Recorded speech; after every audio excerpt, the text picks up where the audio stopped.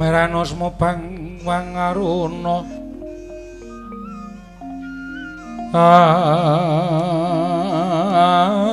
adinetraning uga rapuh sabdaning kukila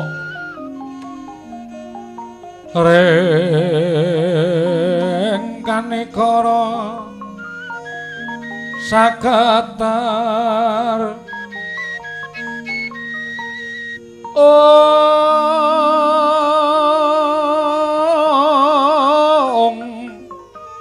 kene donga engkong ler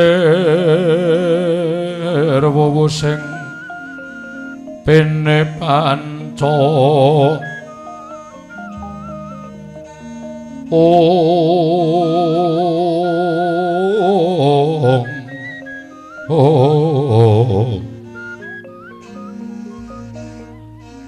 Pepatoking ayam ana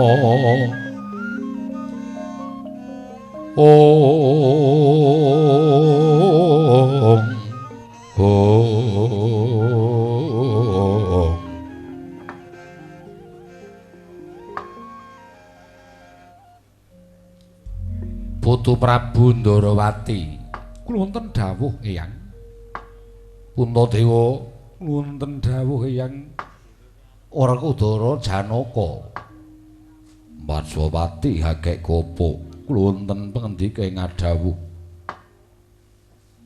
sajrone napaki perang gedhe Bratayuda iki wiwit pepucuk nalika semana anakku katelune Seta Utara Pratsangka padha gugur madyaning pabaratan entuk pepulih patine Bisma kawiwitan saka kuwi akeh kang padha gugur madyaning pabaratan klebu bojone Utari Si Abimanyu uga kapuping Rana Madyalaga mongko biyen nalika pundhating lakon Pandhawa dibuwang ana ing wana Kamyaka umpetan setahun ning negara ing Wirata bareng wis padha pundhat nggone nglakoni paukuman wah gumregah rasaning Pandhawa nggone kepengin ngrebut negara Ngendraprasta Ngastina lan sak jajane pisan padha duwe tekad nyabrang Bratayuda Jaya Pinangun. Lah dalah saiki katemaning kaya mengkene.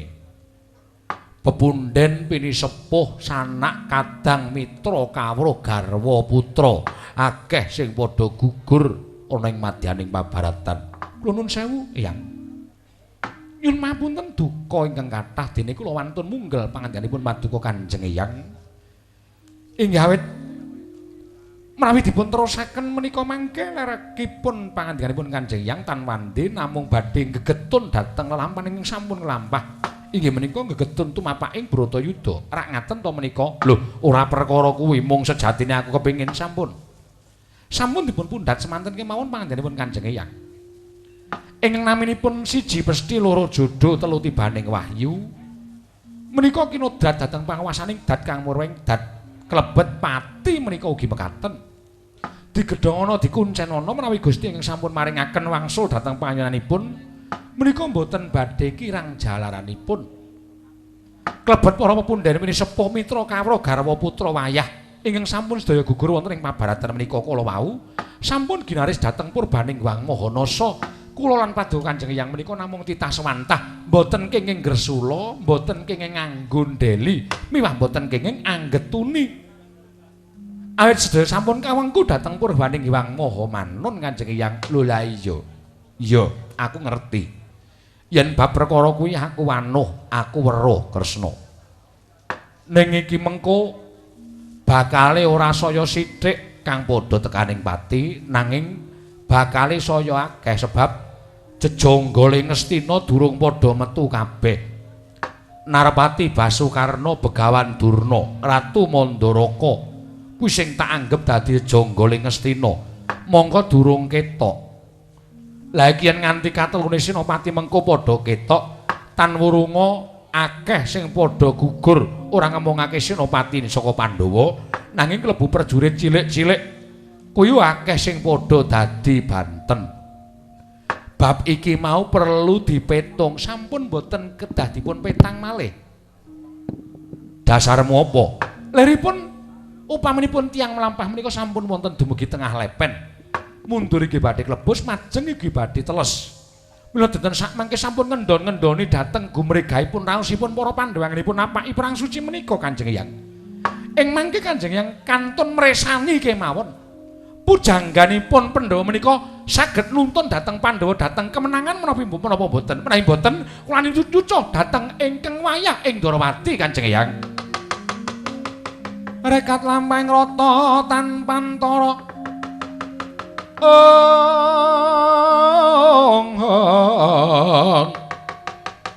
Prateng sukuning arga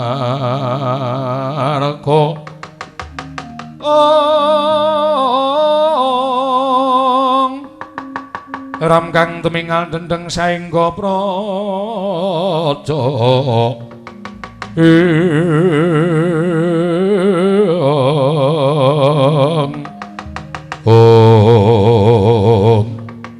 dereng ngantos sami panemipun Jalacana kasaring kemlajar-mlajaran Ki Dewi Wara Sri Kandi ajeli-jeli kaget kangge para Pandhawa nalindra ing Rana Prabu Durgandana.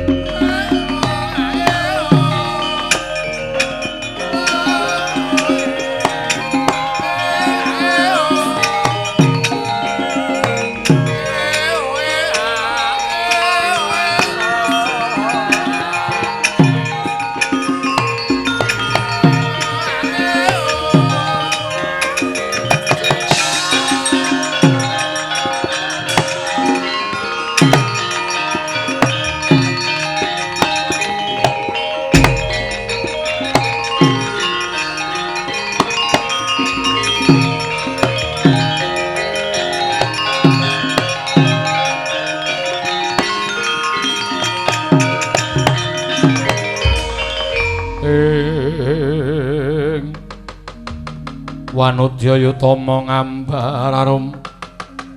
ngambararum sang kusuma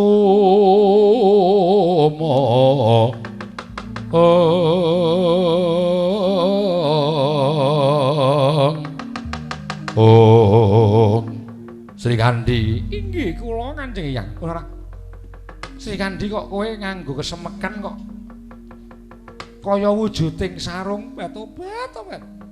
Ngaturaken ketiwasan kok Prabu. Iya, matura karo eyangmu ing Masomat ing Wirata. Ketiwasan Kanjeng Hyang. Nalika semanten kula mapan wonten ing sanggrahan Glagah Tinulu. Saperjagongan Kakang Mbawara Sembadra ing mriku wonten sawanipun Senjaya.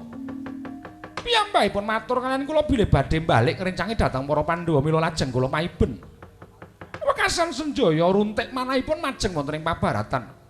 Jebul Senopati Kurawa ing mangke inggih menika nalendra ing awaka sang Kakang Prabu Basukarna.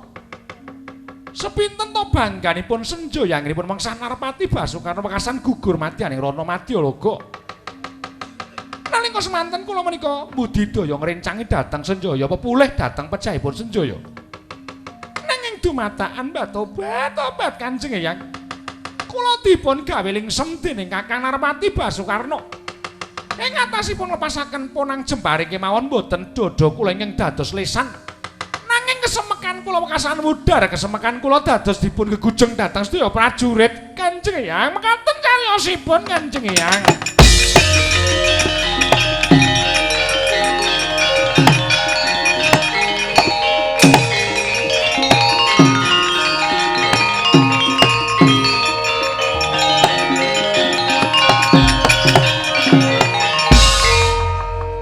Janaka ngapa? Mboten ateges kula badhe males sastra wirang. Wirangipun nggih menika pun Wara Sri Kandi. Nanging gandeng kula midhanget ingkang majeng wonten ing pabaratan menika Kakang Narpati Basukarna. Kula sinten boten wonten ingkang dipun toleh-toleh malih kejawi namung Janaka. Dinten sakmangke kula nyuwun dipalila paduka Kanjeng Hyang Durgandana keparenga kula madeg suraning driya. dados Senopati anapake kridanipun Kakang Karna ing Ngawangga jagat Dewa Bathara Kresna piye? Menawi sampun kados mekaten badhe kados pundi malih? Mesinipun Kanjeng Hyang Kedah mangestoni dhateng sedyanipun ing wayahipun Janaka. Yen pancen wis madhep mantep tekadmu Janaka, aku ora bakal mambengi karepanmu nggono madheg suraning driya. Napake kridane kakangmu ing Ngawangga. Matur sembah sewu tanpa pami. Koko Prabu kula nyuwun pangestu. Ya Dimas Surtiti ngati-ati. Koko Prabu Ndarawati sampun negaken dhateng kula. Ya Janaka pun kakang ora bakal ado-ado kelan Siadi. Kakang Mas kula nyuwun pangestu. Wah, aja kuwatir aku bakal dadi senopati pengapitmu. Ngampinginmu madheg suraning driya. Mungsuh karo Karna kakangku ing Ngawangga. Menawi sampun jumbuh lan sampun mathuk sedaya pirembagan dinten sakmangke. Kepareng kula nyuwun pamit madhal pasilan Koko Prabu. Iya, Janaka mengko pun kakang nungka kang dadi laku jantramu Kanjeng Hyang kula nyuwun pamit. Ndak balang puja sesanti lananga juritmu ya Janaka. Lho inggih ngestaken dawuh Kanjeng Hyang.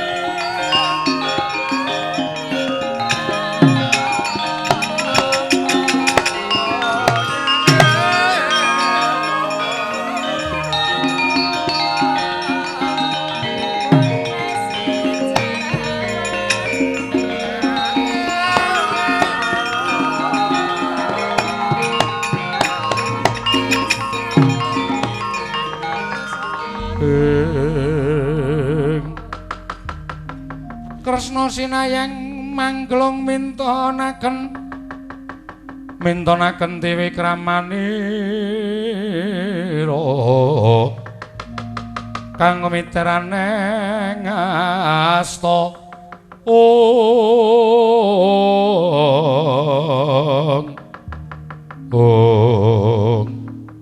Arjuna kula wonten dawuh Koko Prabu. Pun Kakang bakal sajarum parang sira Yayi. Nggone bakal napaki peperangan lumawan kadangmu dhewe yaiku Yayi Karna ing Ngawangga. Inggih. Jroning ayati peperangan iki peranganing rasa pangrasamu kelawan kadang sepuh mau sisihna saka atimu Janaka. Sisihna dhisik saka rasamu. Aja nengkang pinindeng jroning rasamu kejabamu netepi jejiban suci mbrasta angkara murka. Yayi. Jroning urip ana ing jagat rame iki kala mangsane pancen kudu nglakoni lelakon kang abot kaya Siadi. Pun Kakang ora maido. Ya senadyan Siadi bakal keduga kayahi peperangan mungsuh Yayi Karna nanging ingkang wigati sira kudu bisa nisihake rasa tresna sarta bektine kadang taruna marang kadang Werda Jalaran. Yen kateman mengkono-mengko bakal warsa nggone Siadi tumandak. Mbok menawa Siadi kalingan bola-balipun Kakang paring dawuh jroning gayuh kanugrahan mono adat sabene pancen kudu ngorbanake rasa tresna. Elinga, lamun iki wis manjing peperangan. Bratayuda iki dadi lakuning Pandhawa nggone minangka utusane ngadil mbrasta angkara murka ingkang sinandhangan dening Kurawa. Sapa wae kang madheg ana ing barisaning Kurawa nadyan kuwi pepundhen apa dene kadang dhewe Kaya dene Yayi Basukarna kae tetep kae dadi mungsuh ingkang kudu mbok sirnakake. Elingan lamun kemenangan Pandhawa besok bakal katandha dadi tengara binuka wiwara jagat anyar ingkang kebak ing katentreman. Ewoning kawula padha angarantu ngenteni babaring lelakon Bratayuda iki lan uga ora sithik kang padha ndrewili dongane bisa Pandhawa mbengkas angkara murkaning Kurawa. Arjuna kula ndendhawu. Apa ingkang dadi gegadhanganing kawula mau sira Yayi ingkang keduga nglantarake sarana nindakake peperangan kanthi netepi jiwaning satriya aja mangrupani ngalmu. Estinen kabeh kaprigelan kawruh kagunaning si Adi. Nanging eling kuwi dudu lajering niat ngayati peperangan nanging mung piranti kanggo nyengkuyung jejiban urip ana ing alam padang. Mula mungguing satriya ingkang jiwane utama ingkang wigati malah dudu piranti ning kasatriyan. Nanging luwih baku kuwi bebudenmu dhewe. Inggih.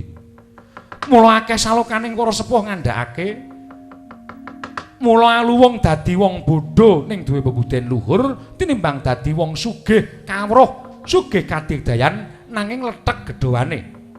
Nyai Duryudana kasak kurawane kae pancen digdaya, sugih blegedhu nanging duwe watak adigang adigung adiguna.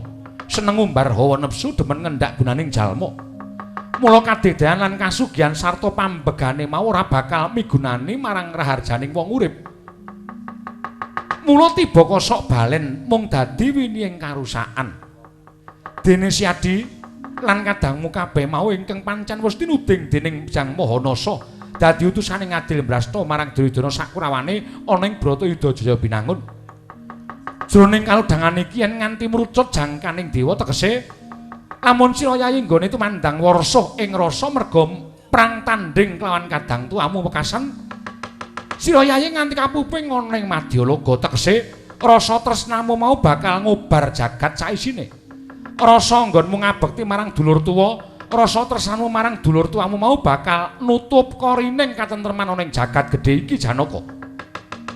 Patine woning prajurit guguring anakmu lan para senopati kang wis nila mbelani para Pandhawa mung muspra tanpa guna ora ana ndunduane.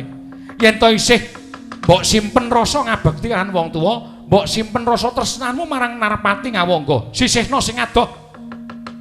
Narpati Ngawangga kae wajib mbok singkirake, wajib mbok sirnakake merga kae uga minangka dadi saka gruning angkara murka Janaka. Nyuwun pamit Koko Prabu.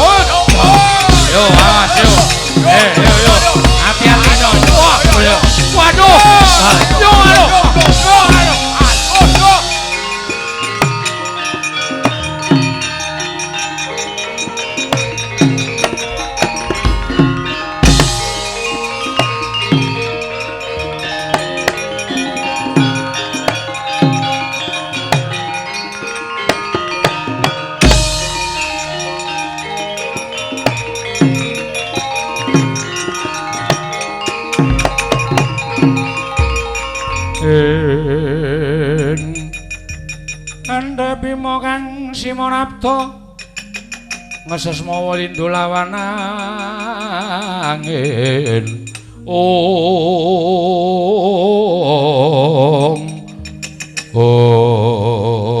wah ora panglik Durta iya aku Werkudara senopati pengapit tindaking Kanjeng Koko Prabu Ngawangga ngene napaki minangka senopati ning para Sata Kurawa kowe ijekno baliya aja soroh pati ning Bratayuda.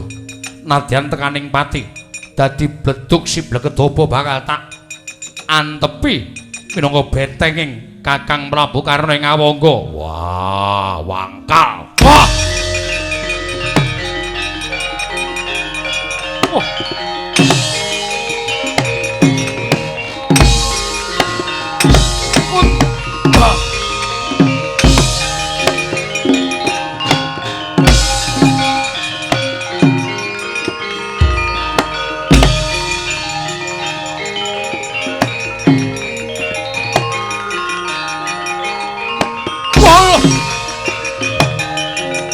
Wah.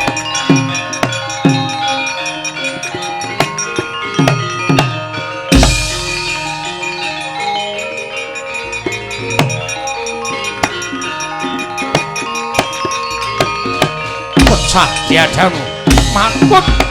Wah. Wah. Wah.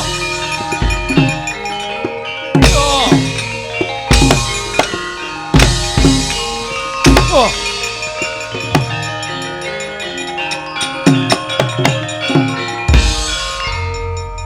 Sinten Ndara? Durta Jayarata. Dulure Prabu Karna. Iya. Senopati Pengapit. Iya. Sedani Den. Mikira rasa cerewet wae. Wah, wis yahwene siar ndagel wae. Mboten. Mung takon kok. Mambu napa sampean? Menyan. Aku kok soto ya? Wah. Duapure. Perang kok mambu soto. Weh lah nek mbok menawa ngadol barang. Ya sapa ngerti kok ya apa njur entuk ora. Pedro Nun. Kataku. Waduh. Waduh weteng kula aduh. Wah, gorene tambanane. Asli mboten kuat tenan Ndara. Kula niku nek krungu swara gada niku teke mak pendeluk terus lara. Wah, sudete men mari. Ora sembrono ora. Weteng kok disudet kuku pancana kok modar tenan. Juwo. Nggih. Jan ngrekoso. Waduh. Gene kuat. Mau sore ora kuat. Weh, akarang penontone jek akeh gayeng-gayeng kok. Ya niki napa ngre sore kok ora entuk njur, ora entuk nglucu napa pripun ora? Mikira Durta Jayarata tak uncalane gada men modar samya. Nggih, ngatos-atos Ndara. Ya.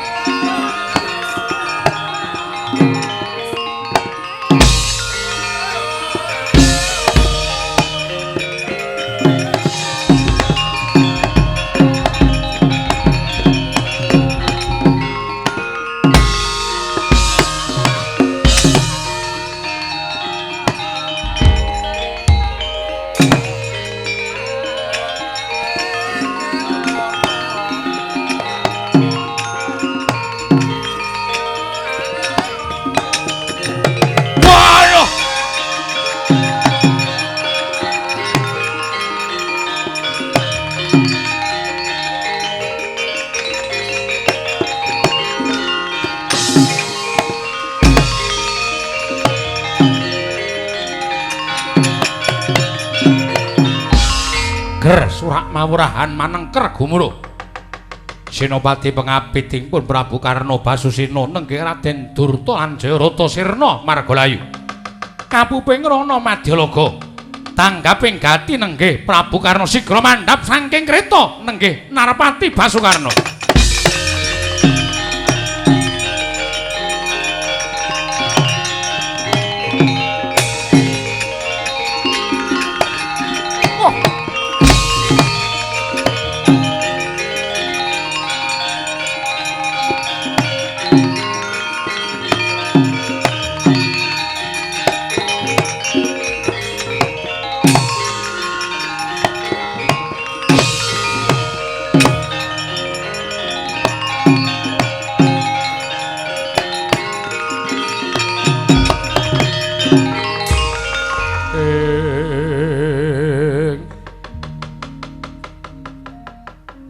Tantang mangsah pecah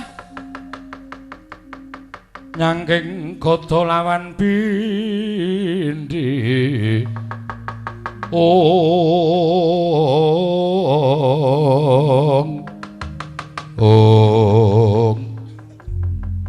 kadanging pun Kakang Yai Arjuna kula wonten dawuh Koko Prabu. Kok sik kowe kuwi satriya apa dudu to? Barang ketemu pun Kakang ngono jroning peperangan si Adi banjur ndodhok kaya ngono. Mestine sira Yayi ngadeg jejeg jejer kelan pun Kakang. Ngaturake lamun si Adi wis sawe gonggone bakal napaki kridaning Senopati Ngastina. Lah kok malah doko-doko ndodhok ngareping pun Kakang yen pancen kowe miris marang pun Kakang mundur. Ora susah nandhingi kridaning pun Kakang kowe bali ya Janaka. Nuwun sewu. Jejering Kadang Taruna sampun sakmesthenipun dene kula nyaosaken pangabekti dhateng Kadang Werda. Dosa menapa ing badhe kula sandhang dene Ingkang Rayi wantun cumalena lanyo-lanyo kiranging tata krami dhateng kersa Paduka Kakang Prabu Ngawangga. Kakang Prabu sembah kula kunjuk ngersa Paduka Kakang Prabu Ngawangga. Iya tak tampa. Nanging tanceping tata kramamu kuwi wis ora perlu mbok aturake jroning peperangan. Iki dudu papaning wong tata krama. Ana peperangan iki papaning wong naker kasudiran. Papaning wong tanding kaprawiran. Ora susah si Adi Ngalembana penggalihing pun Kakang si Adi Nglomba penggalihing pun Kakang. Basukarna wis ora bakal mangro. Wis pantek pun taning tekad nggonku mbelani marang Yai Prabu Duryudana senadyan pun Kakang kudu wisuh marang getih adiku. Nanging tepi jiwaning satra ingkang ora bakal tumuleh. Bakal kaya ngapa kedadiane mengko pun Kakang sago bakal ndadaki Janaka. Nadyan ingkang rayi Janaka semanten ugi kula mboten badhe mbadal ing reh kasatriyan. Sedaya badhe kula lampahi kanthi kelasing manah. Namung kemawon keparenga Paduka Kakang Prabu angengeti tuwin amitang kanthi penggalih ingkang lomba. Lerestu meraping Paduka Kanjeng Koko Prabu nanging dereng kantenan lerestu meraping bebrayan miwah lerestu meraping Tiyang Maha Manon. Mila panyuwunipun ingkang rayi mumpung dereng kelajeng dinten mangke Pandhawa tasih saged anampi dhateng Paduka Kanjeng Koko Prabu Ngawangga. Tetunggalan kaliyan Pandhawa manunggal sajuga kanthi mekaten boten badhe wonten wutaing marus miwah oncating nyawa saking Kadang piyambak Koko Prabu. Lho Janaka. Kula wonten dawuh. Kowe nyawang aku katon apa to? Kowe nyawang aku ki katon apa banget nggonmu ngremehake marang Basukarna. Mbok anggap aku wong loro saudan telu saurupan ya. Narapati Basukarna wis madeg minangka senopati lah kok banjur manunggal karo Pandhawa kuwi upama Karna kuwi sawijining satriya ingkang ora kedunungan nalar sarta rasa pangrasa mbok menawa apa kang dadi panjal umau bakal ndak turuti. Nanging Karna kuwi linahirake ana ing jagat dadi jejering satriya ingkang kudu tetep ruket lan setya marang ucape. Aja mbok senggung nggonku bela marang Kurawa mau amarga pun Kakang liru rubaning derajat pangkat brana picis babar pisan dudu. Aku dudu wong ngepeh Janaka. Aku dudu wong cepethik. Uripe Karna ora bakal bisa dituku dening apa wae. Uripe Ratu Ngawangga iki ora bakal bisa diukur dening derajat lan pangkat. Nanging aku jejering satriya ingkang wis nate ngucap dene satriya mono bakal tetel kasatriyane lamun lincati apa wis den ucapake. Mula prasetyaning Karna madeg ana ing peperangan Kurawa kuwi pancen wis dadi anteping tekadku. Nadan ana suwiji-wiji ingkang ginebeng ana rasaku, nanging ora ana menungsa siji wae kang kudu ngerti marang ancasing gegayuhanku. Pamrihku apa? Ben jagat ingkang nyurasa marang kesaguhaning Basukarna. Perkara bener apa luput kuwi tumrap aku dudu sesambunganing antaraning menungsa siji lan sijine. Nanging bener lupute apa kang tak tindakake iki tak pasrahke marang panguwasaning Hyang Murbeng jagat.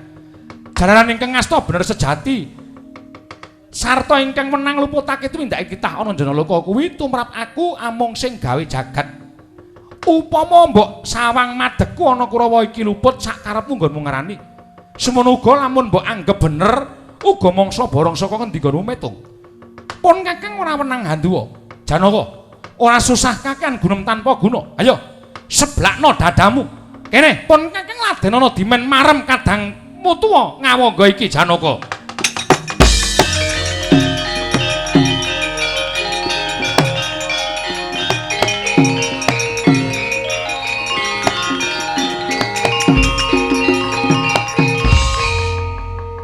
Kakang Prabu Ngawangga.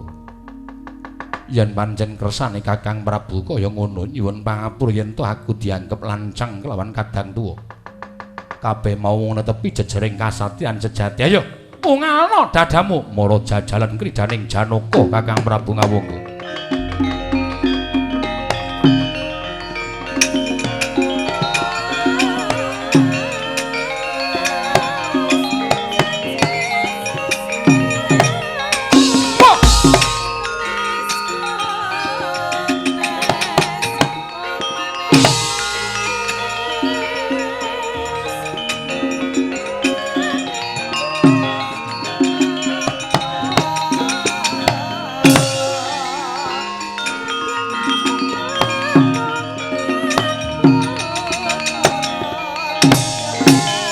aja endo kowe.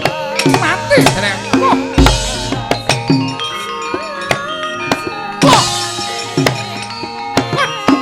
Mati kowe.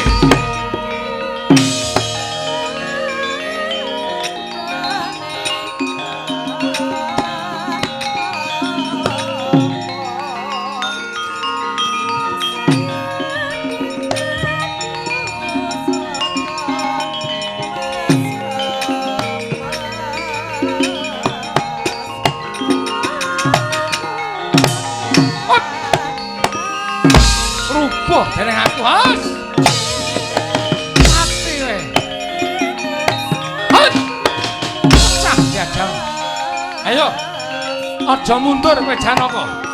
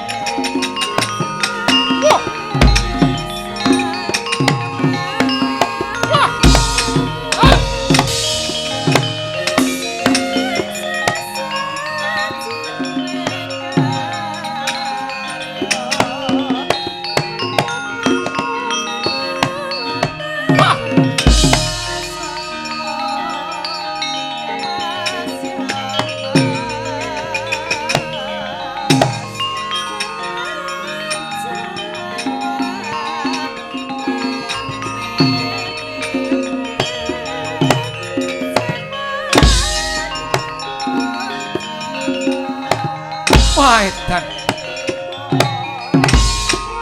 Wah! Ayo. Ora bakal tinggal loncap. Ketokno ngasu debianmu Janaka. Nggih, Kakang Prabu Kano. Mati kowe.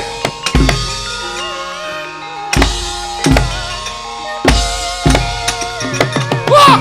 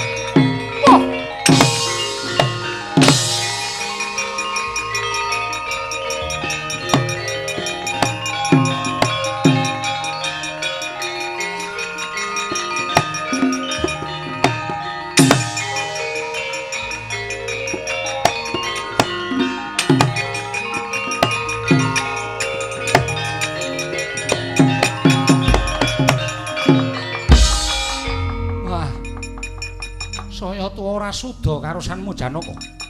Nanging malah saya tumpuk mati timbun kekuatanmu. Pun Kakang wae meh kualan mungsuh karo kowe. Ya, aku mundur durung kalah Janaka.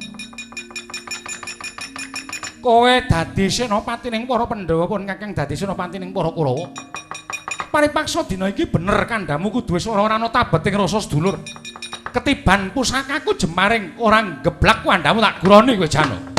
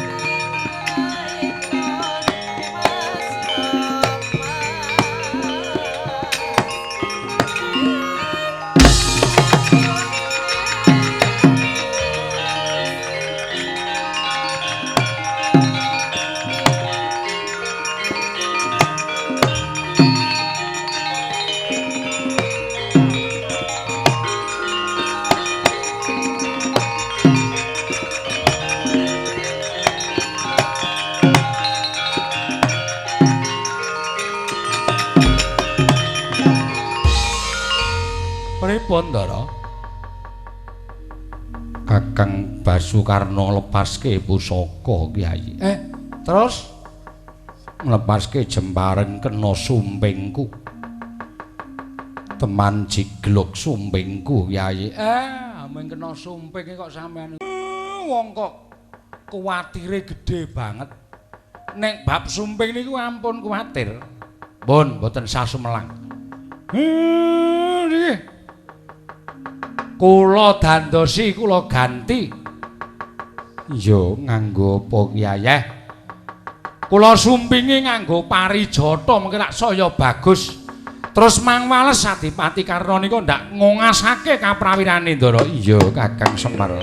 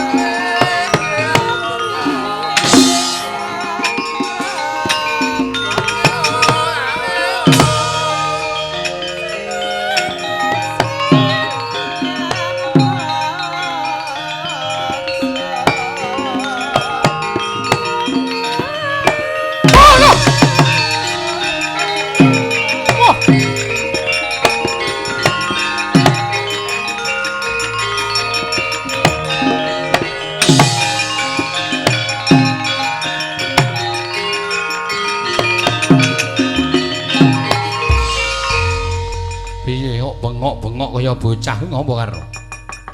Ih, ketiwasan Rama. Wah, kula lepasaken jemparing kenging Janaka namung kenging sumpingipun. Lah sabanjure kula dipun wales. Kena topong kula menika lho. Sengkleh kados mekaten dengkleh kados mekaten. Wis ora usah kuwatir. Ming keneng topong kok mundur. Ndak dikira Senopati jiring gete wedi mati kene tak dandani Karna kene tak dandani.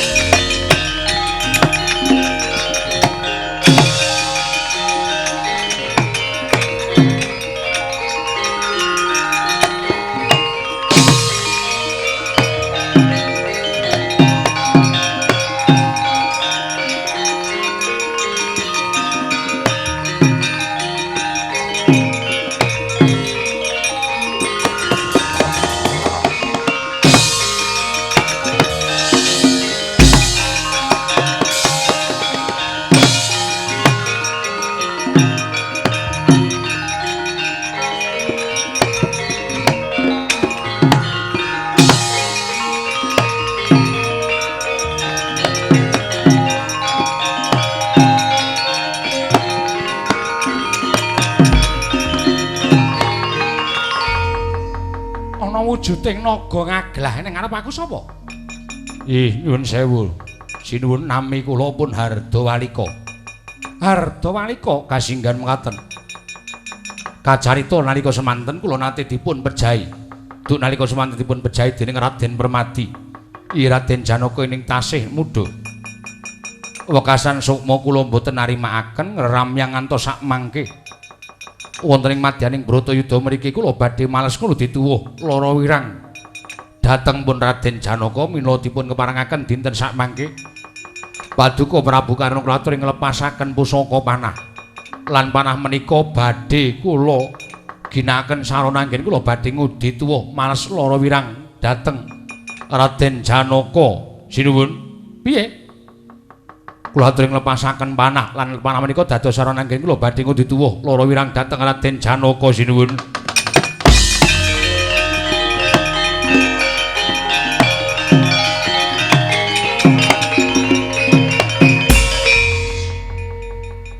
Kowe wujuding sato wae ucapmu kaya mengkono.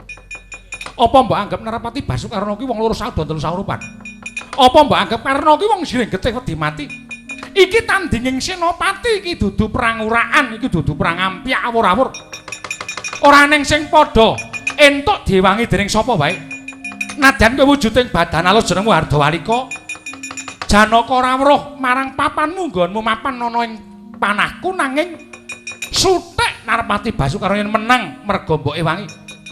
Aku ora sudi. Ayo kowe lunga. Sinuwun ancas kula menika rasa kan gunung tanpa guna. Ayo bali. Kowe minggat to. Ora minggat tak longgo parung modar kowe. Aduh.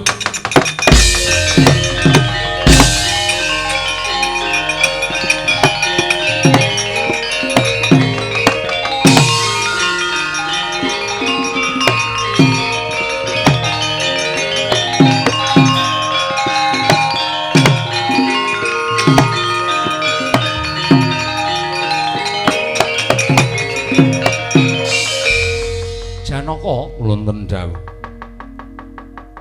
Si Adira kagungan pusaka jenenge Kyai Wirayang to?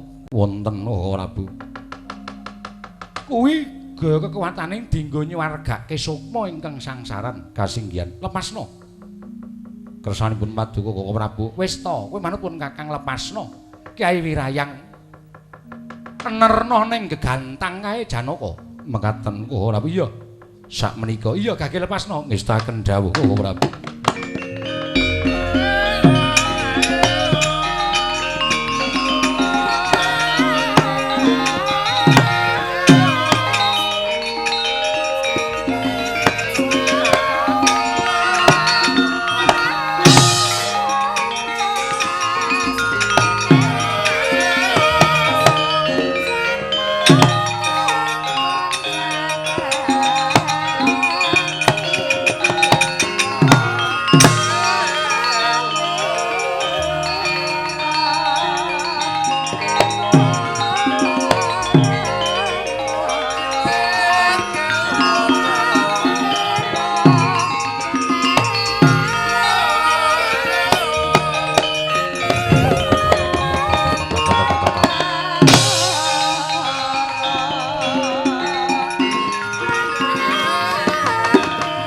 Tanggaping gati nata ing Ndrawati.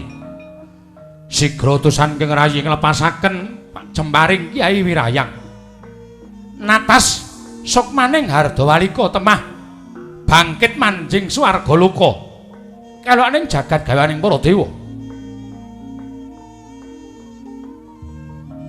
Nalika semanten lampahing Kyai Wirayang jumlorot tumurun wonten ing mangandhap kenging ngrik maning Sang Adipati Basukarna temah wudhar wenang rekta kaling seman Sang Narpati Basukarna wau.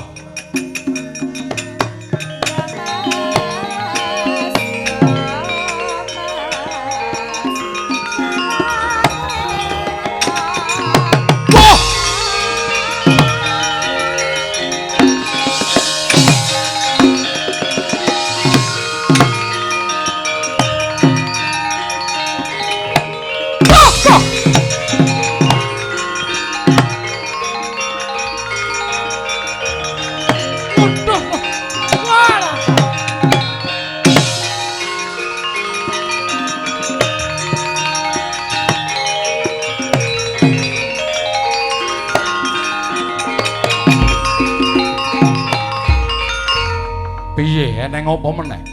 Nggih. Kula trimas paosaken dhateng jasad kula Rama. Mboten ngertosaken paranipun upasipun saking pundi kula ugi mboten mangertosi. Dumadakan wonten cumlana teng Jemparing saking inggil natas rikma kula temah wudhar punang rikma.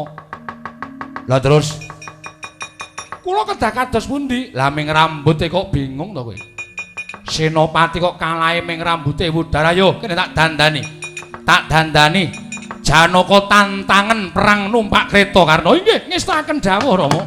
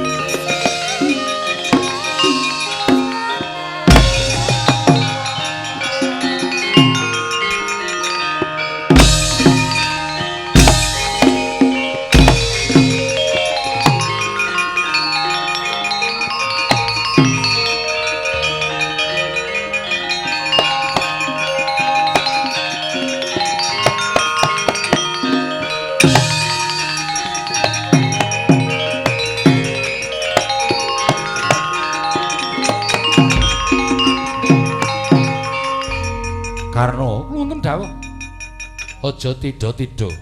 Iki mangsane peperangan. Mara coba tibakno pusakamu. Tibakno pusakamu jemparingen. Jemparingen si Janaka kae Karna. Inggih, sampun Kanjeng. Sampun kula tibani wadene kadang kula pancen prigel. Anggenipun namengi dhateng lampahing jemparing kula. Ngono karo inggih.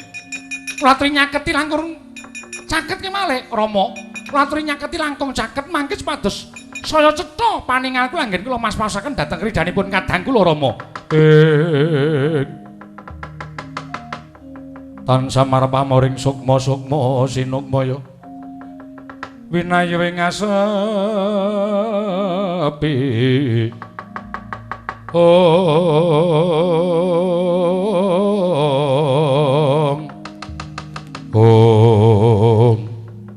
Datan prayitna nggih Narapati Basukarna Prabu Salya. Jumlorot pusakaning Dyan Arjuna wujud jemparing. Natas ponang panongsong temah tugel ponang payung gragap nata ing Mandaraka wau.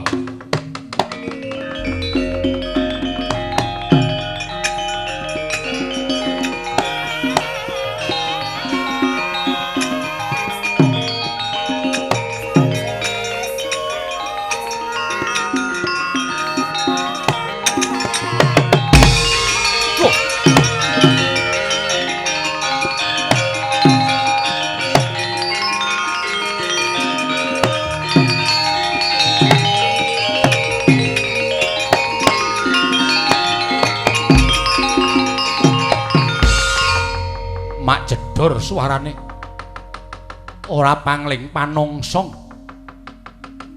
Iki mau kena pusakaning Janaka nganti tugel tel nglumpruk ana ing Bantala. Karena wonten dawuh aku wong tuwa ya ngandhani karo kowe gugunen. Bab perkawis menapa? Aku wis kulino nderekke wong perang, aku wis kulino napaki perang gedhe, wis bola-bali.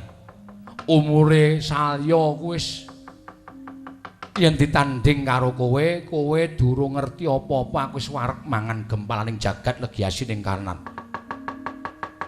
Gandeng wis ana tandha panongsong ki mau tugel, payunging kreta tugel tel kaya mengkono nganti nglumpruk ana ing Bantala. Iki isih eneng wektu Karna cupeten semene wae nggonmu dadi senopati. Ayo tak tutke bali marang negara Kawangga. Ora sah mbok teruske nggonmu madeg suraning Driya madeg senopati, nyenopati ning para Kurawa, Basukarna.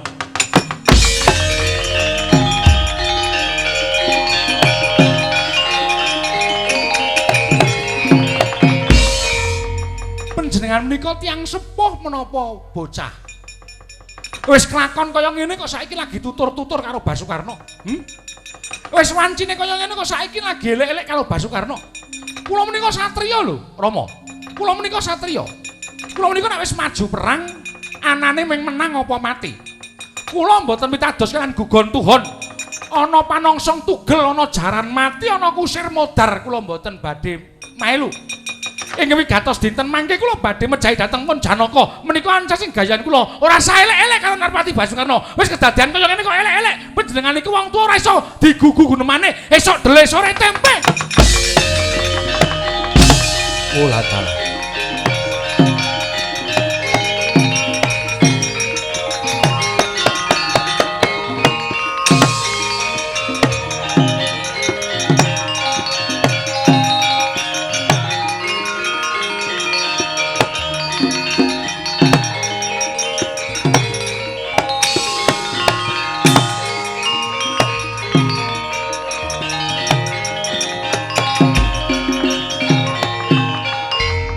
Wonten dawuh sinuwun Patih Suradi Manggala wonten timbalan. Kowe tak utus ya nggih kanggo gedhekke atine Basukarna baliya menyang negara Kawangga nyuwuna ganten karo garwaku Surtikanthi. Nyuwuna ganten karo garwaku Surtikanthi. Ngestakaken dawuh sakmenika sinuwun. Iya saiki. Nyuwun pamit madal pasilan. Sing ati aja bisa cilik gelis ya Suradi Manggala ngestakaken dawuh. Yen perlu mlayu sing ngrikat aja nganti kesuwen nggon ngonteni ana ing pabaratan Kurusetra. Nggih, nyuwun pamit. Sing ati-ati Suradi Manggala.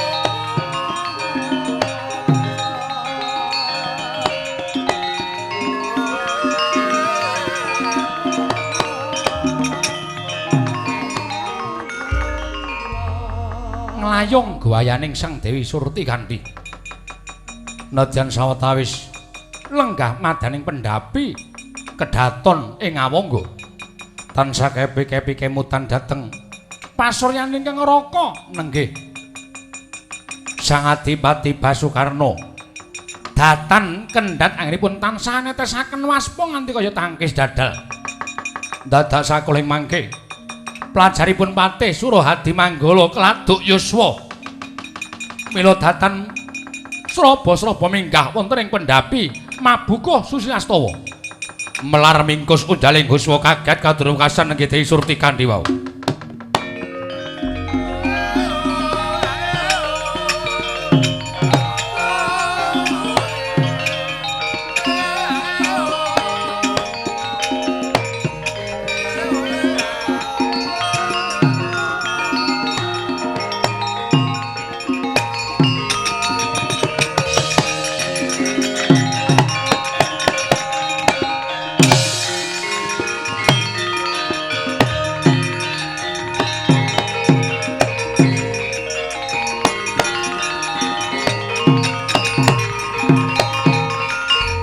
Namit pasang alimantabi tinebina ing lodune dumawa ing tawang-tawang Gusti Ayu kula ing abdipun Patih Surahadi Manggala ingkang sowan ngersa paduka Gusti Ayu Paman Patih Surahadi Manggala eneng apa teka kowe mlayu-mlayu eneng kabar apa sawetawis pabaratan geger mboten kanten-kanten awit kridanipun ingkang garwa inggih menika sinuwun Adipati Ngawangga sabanjure kepiye ora gage matur marang aku Patih Surahadi Manggala kabare pepunden Gusti Nuwun Prabu Karna ing Ngawangga kepiye Surahadi Manggala nggih nyuwun pangapunten radi melar mingkus anggen kula